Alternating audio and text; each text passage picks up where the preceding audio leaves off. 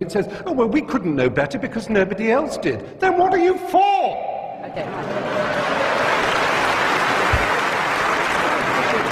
Can you just clarify for us on this thing about homosexuality? The Catholic Church condemns the act but not the individual. Did Jesus Christ himself actually say anything about homosexuality? No. That is a wrong question in this regard.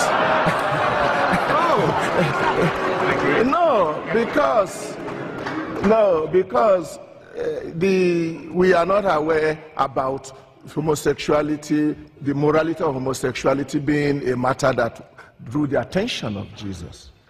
But Jesus certainly spoke about the Ten Commandments and adultery. I do not think we should deny the church the right to propound its own doctrines. You are not obliged to take it. Let's hear some more from the floor, and then we'll come. Yeah, go on. Our life is based on the life of Jesus Christ, not on emotion or based on the way the world is going.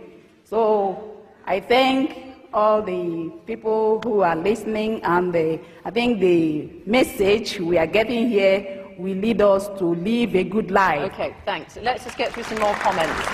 Okay, yeah, briefly, please, briefly. I spent 38 years of my life as a Catholic, and then I saw the light. And my life now is going back and forth to Africa, and next month I go to Uganda, and I'm working on trying to stop mothers dying in pregnancy and childbirth. What I'm saying is, please, please, reverse the rule on condoms and family planning and contraception and save more lives. Save thousands and thousands of lives.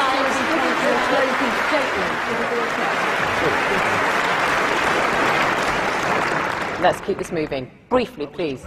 As a Catholic, I'm actually very pleased to be here this evening to hear two sides of a very important argument. And the positive thing I take away is that the Catholic Church can take the opportunity to reflect upon these comments, and that we look for the future. And it's by actually accepting these comments and by looking for a way forward that the Church can actually grow and have a more important part of the world.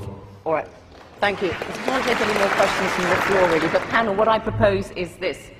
You've heard the points that are raised. Some of them were comments, some of them were questions. You're going to have a few minutes to make your closing statements. Please incorporate these questions that you heard in your closing statements, because audience, I want you to vote again. Now, for those of you who are watching at home, if you'd like a briefing booklet on some of those issues that you've heard raised today, then please go to www.intelligencesquared.com and you can download that booklet. Anybody can do it, and it's absolutely free. Okay, so everybody is doing that. So while you're all doing that, it's going to take a little bit of time. We're going to hear the closing statements incorporating some of the points that you, the audience, raised, and we're going to do it in reverse order this time. And it's going to be Stephen Fry first. Well, it's been a really interesting debate, and I've loved some of the questions from the floor. I suppose I'm slightly disappointed that Anne Widdecombe in particular should say, oh, I knew they'd bring up condoms and child rape and homosexuality. It's a bit like a burglar in court, so you would bring up that burglary and that manslaughter. You never mention the fact I give my father a birthday present. You know, it's, yes, are you getting the message? There is a reason we hammer home these issues, because they matter. There's such an opportunity, owning 1 billion souls at baptism. It's such an opportunity to do something remarkable to make this planet better. And it's an opportunity that is constantly and arrogantly being avoided, and I'm sorry for that. Okay, thank you.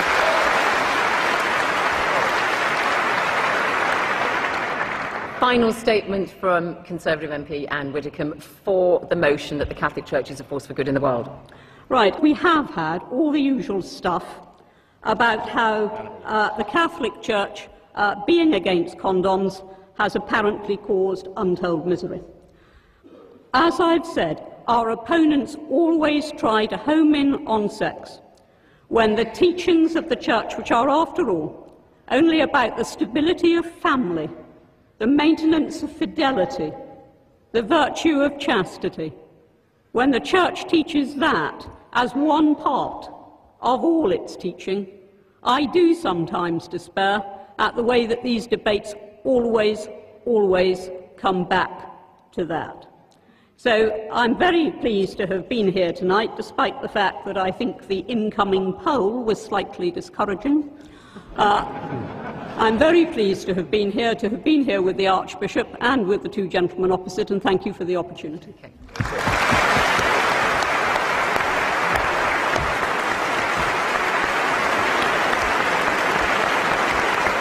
Against the motion, Mr. Hitchens. Unanswered questions. Amazing. No one, though they were asked repeatedly, would say whether they thought Stephen Fry, my friend, was in a state of mortal sin or not. They wouldn't tell you. Something about the question brought out their inner coward. Well, I say that homosexuality is not just a form of sex, it's a form of love, and it deserves our respect for that reason. That when my children were young, I'd have been proud to have Stephen as their babysitter, and I'd told them they were lucky. And if anyone came to my door as a babysitter wearing holy orders, I'd call first a cab and then the police.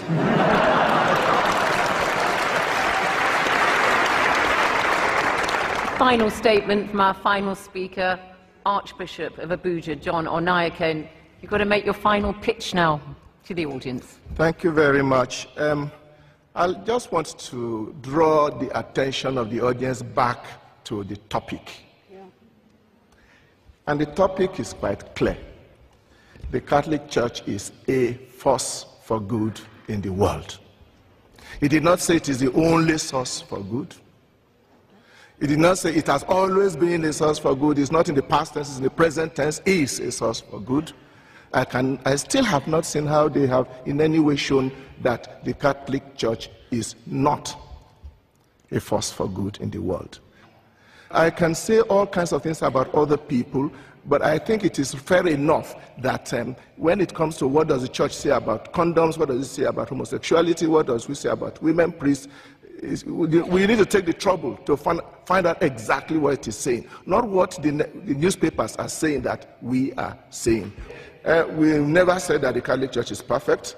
We continue to do our best to be as close as we can to Jesus Christ and what he wants us to be, and to constantly be a force for good in the world. And I thank you. Archbishop, thank you.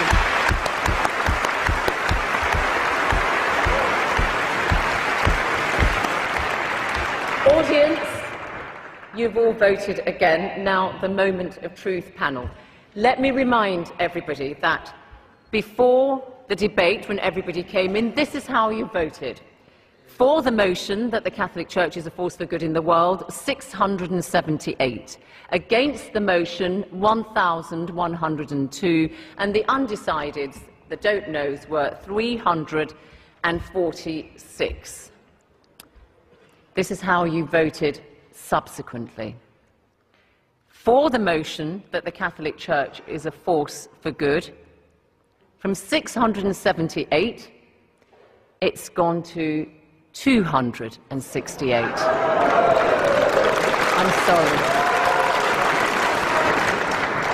I'm sorry. Against the motion, it's now 1,876.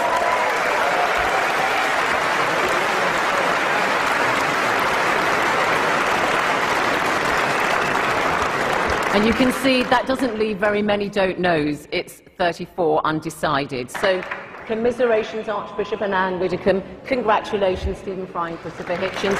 Thank you all. From me, Zain Abidawi, goodbye.